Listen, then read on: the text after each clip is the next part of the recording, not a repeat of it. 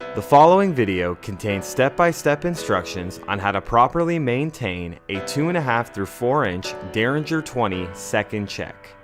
These are the tools required.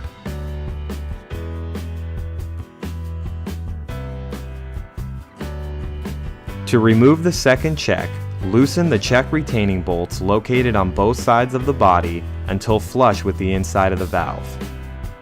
Use a flathead screwdriver to gently remove the second check from the body. Loosen the tower screws with a Phillips head screwdriver.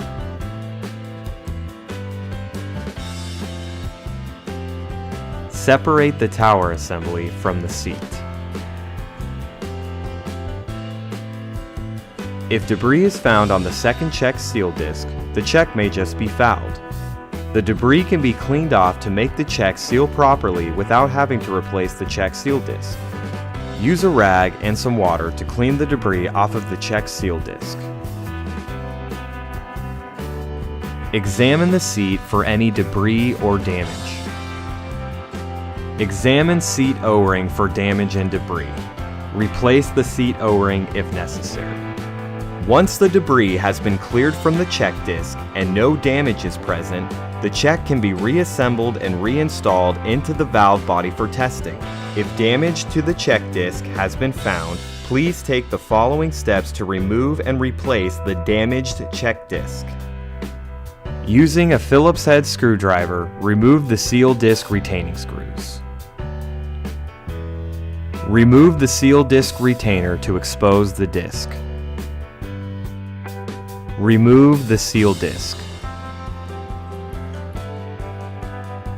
Install new seal disc and make sure it is completely flat inside the check cavity. Reinstall the seal disc retainer.